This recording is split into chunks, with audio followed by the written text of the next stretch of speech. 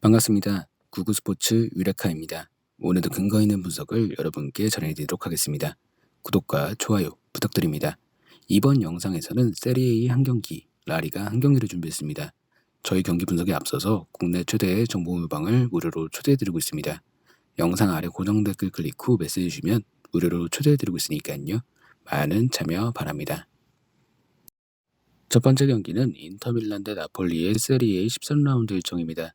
22일 오전 2시 인터밀란의 홈인 주세페 메아차에서 펼쳐지는 경기인데요. 먼저 홈팀 인터밀란에 대해 분석해드릴게요. 디펜딩 챔피언 인터밀란은 새 시즌 쉽지 않은 미래를 예고했습니다. 11년 만에 우승을 이끈 콘테 감독과 수네베의 갈등으로 인해 동행을 포기했는데요. 이후 인자기 감독을 선임한 뒤 선수단에도 대대적인 변화를 꾀했습니다. 영, 칸드레바, 볼리타노, 하키미, 나인골란, 루카쿠 등 주요 선수들이 팀을 떠났고 차라노글루, 다르미안, 제코, 덤프리스 등을 영입했는데요. 하지만 과거에 비해 선수단의 폭이 얇아진 게 사실이었고 12경기를 치른 현재 7승 3무 1패의 좋은 성적을 거두고 있긴 하지만 나폴리, AC 밀란과 격차가 벌써 7점까지 벌어져 있습니다. 지난달 라치오전에서 시즌 첫 패를 기록했고 최근 4경기에서 2승 2무로 무패를 달리고 있으니 흐름은 괜찮다고 볼 수 있는데요.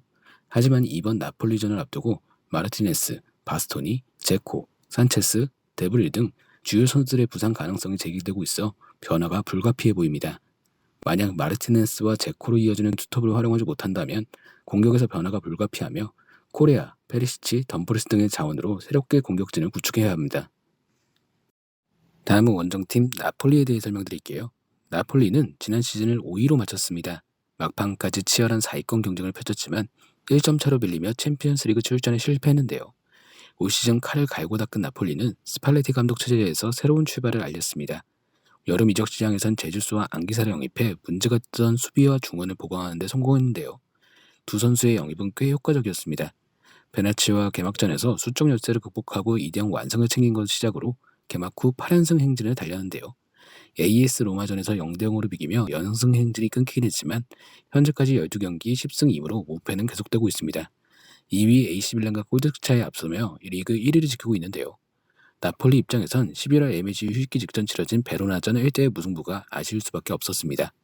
16개의 슈팅을 퍼부었지만 후반 막판 2명이 퇴장당한 팀을 상대로 승리를 챙기지 못했는데요. 메르텐스의 골대 불운도 너무나도 뼈아팠습니다.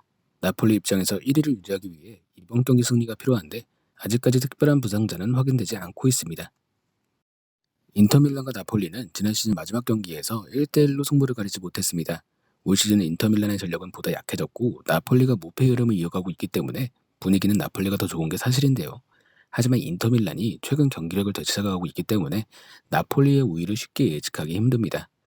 인터밀란 입장에서 마르티네스의 출전 여부가 중요한데 마지막까지 선발 명단을 확인할 필요도 있어 보입니다. 마르티네스가 출전한다면 비등비등한 경기가 예상되며 무승부 가능성이 높아진다고 할 수 있겠습니다. 주력은 양팀의 특성상 언더를 예상해 보겠습니다.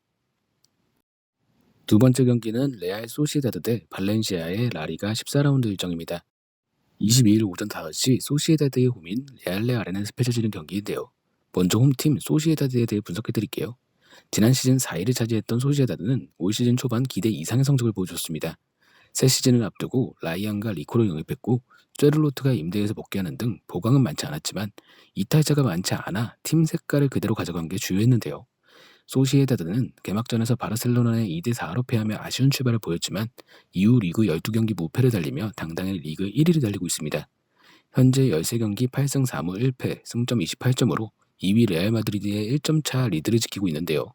최근 팀 최다 득점자에 오른 오야르자발의 부상으로 걱정을 사기도 했지만 임대에서 돌아온 세를로트의 복귀골과 야누자이의 인상적인 활약 등을 통해 위기를 넘겼습니다. 오야르자발은 A매치 휴식기 동안 회복을 완료했고 이번 발렌시아전을 통해 선발 복귀가 가능할 것으로 보입니다. 현지 언론에 따르면 이번 경기엔 아이삭을 중심으로 오야르자발과 야누자이가 공격을 이끌 예정이며 몬레알과 이아라 맨디의 복귀도 가까워졌기 때문에 팀은 더욱 탄력을 받을 것으로 예상됩니다. 다음은 원정팀 발렌시아에 대해 설명드릴게요. 발렌시아는 지난 시즌 최악의 시즌을 보냈습니다. 구단 정책과 감독의 이견 속에 시즌 내내 뒤숭숭한 분위기가 계속됐고 결국 가르시아 감독의 경질 속 13위라는 실망스러운 성적으로 시즌을 마쳤는데요. 보르달라스 감독이 새롭게 지휘봉을 잡았지만 논란의 중심에 있던 이강인을 떠내보내는 등 혼란이 계속됐습니다.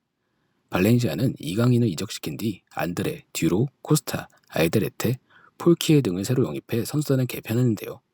발렌시아는 시즌 초반 4경기 무패를 달리며 예상 외의 선전을 보이기도 했지만 이후 리그 7경기 무승의 늪에 빠지면서 극도의 침체기에 빠졌습니다. 다행히 최근 비아레알전 2대0 승리, 아틀레티코 마드리드전 3대3 무승부로 분위기 반전엔 성공한 모습입니다. 하지만 발렌시아 입장에서 이번 소시에다전은 또 다른 위기가 될 전망인데요. 무엇보다 올 시즌 원정 성적이 걱정입니다. 리그 원정 6경기에서 1승 2무 3패의 저조한 성적을 기록 중인데 최근엔 4경기 1무 3패로 더 좋지 않습니다. 게다가 이번 경기는 기아몬의 퇴장 징계와 파울리스타의 부상 의심으로 인해 수비에 대한 걱정이 상당한데요. 이강인을 버리고 무리하게 영입한 안드레의 경우 11경기 한 골밖에 넣지 못하고 있어 아쉬움으로 남습니다.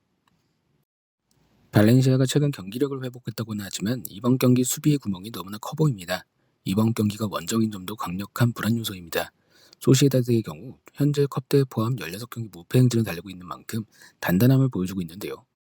발렌시아가 소시에다드를 상대로 승점을 챙기는 것은 쉽지 않아 보이며 이번 경기는 흐름이 좋은 소시에다드가 승리할 경기로 평가됩니다.